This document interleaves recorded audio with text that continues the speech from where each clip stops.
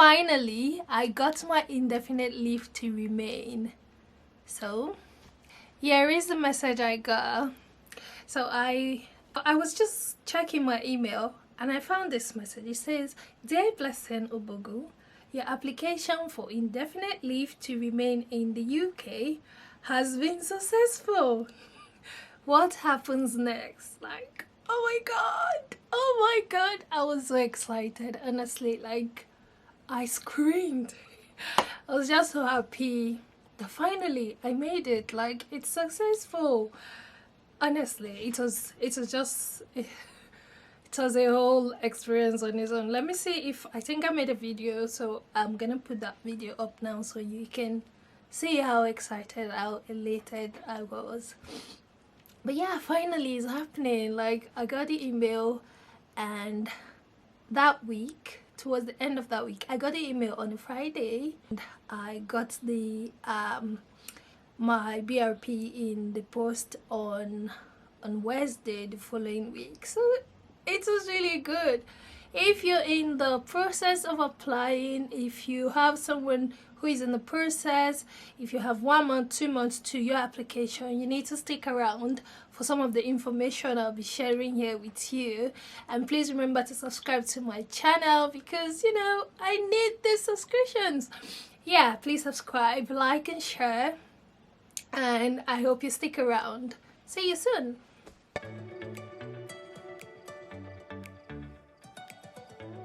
Hey beautiful people, welcome back to my channel. My name is Blessing and I am a mom of 2 living in the United Kingdom. So today's video, I'll be sharing with you all of my experience applying for the indefinite leave to remain in the United Kingdom. First off, what is an indefinite leave to remain? What is it about? So an indefinite leave to remain is a form of settlement for both non-EU and EU nationals who have lived in the UK continuously for a period of 5 years.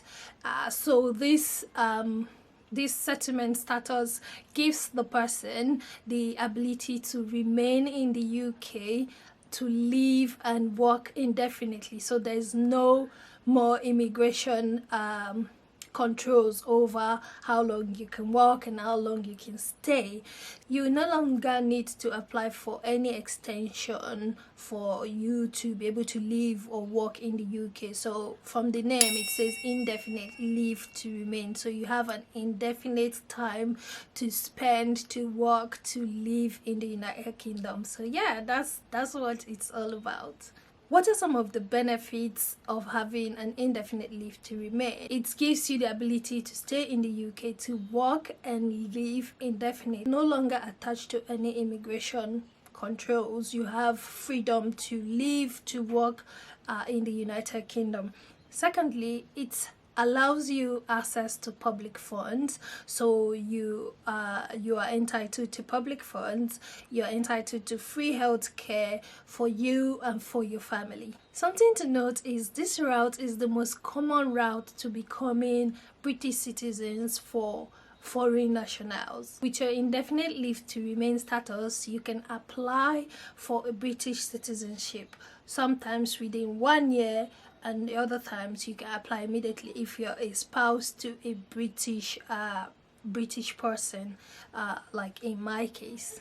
The next question is, how much does it cost? So currently it costs £2,404. I paid £2,404 for myself, and I did application with my son, so I paid £2,404. How long does it take to get a response?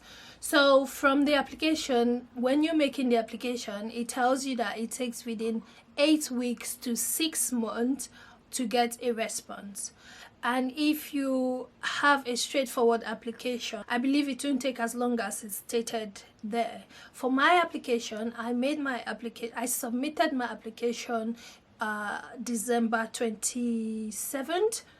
I went for the biometric capturing on the 7th of January, and I got the email on the 27th of January. So that's barely like 1 month, 4 weeks that I got my response.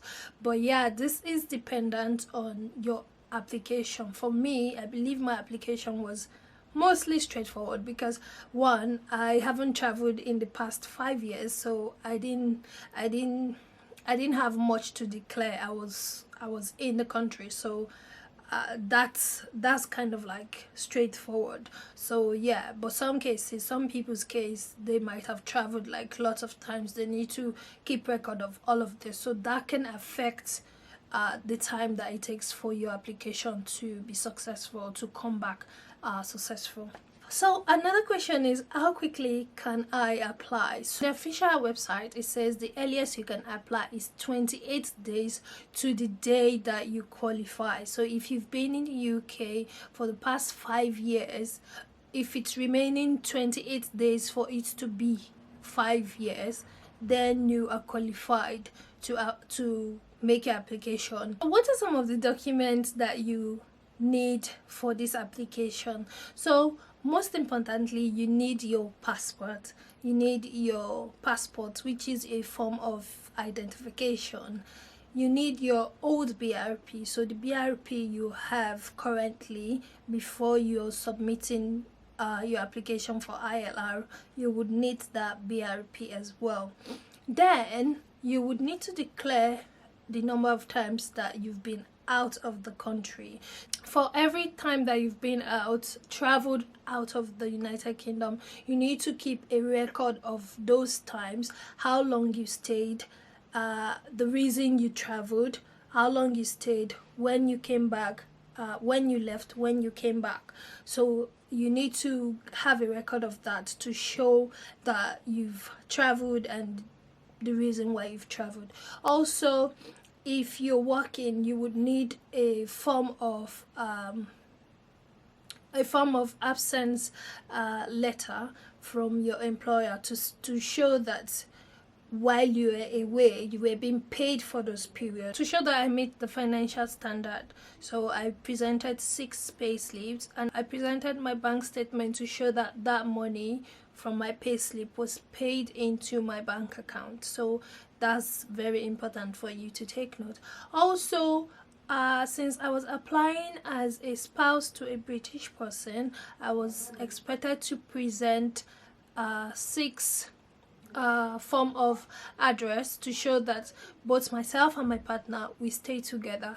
That was a little bit tricky because we really don't have all of our bills in our names. So what we did is, one important thing that we did was, we have more than one bank account. So I think I used 2 bank accounts, which serves as one statement like that. And my husband as well used 2 of his bank accounts, which is a form of address, and it shows that both of us really reside in the same house. So we made use of individual form of address, 4 different ones from individual. Then we had 2 which we had in our names, so that was enough for the required document. So a form of English language to show that you know the English language.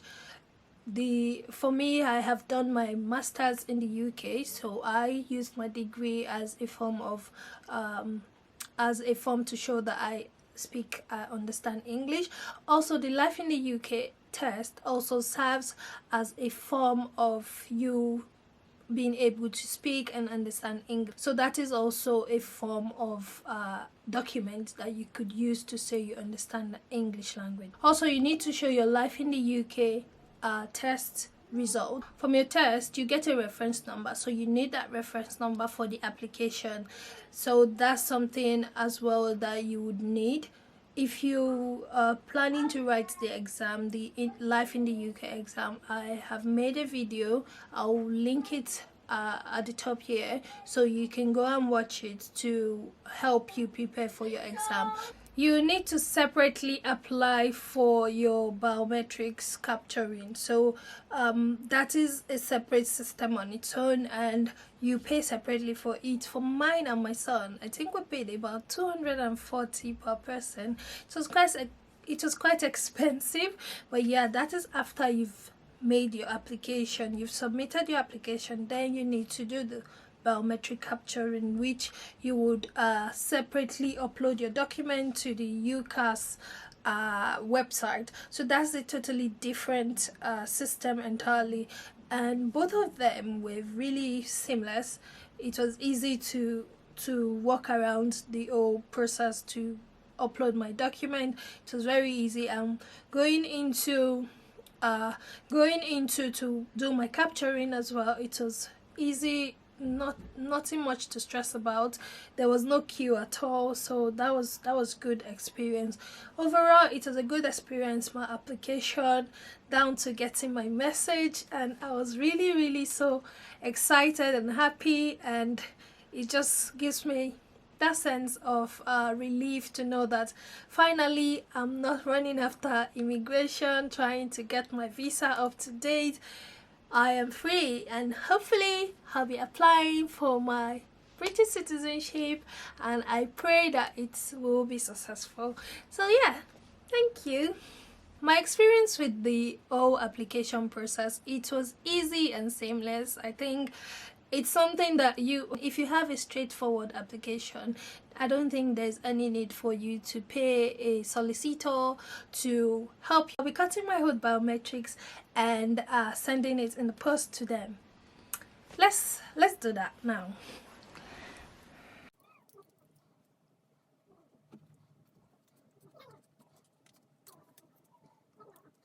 So these are some of my experiences. If you have any question that I think I can answer, you can drop your questions in the comments below, and please remember to like and subscribe to my channel, because I have more information to share with you.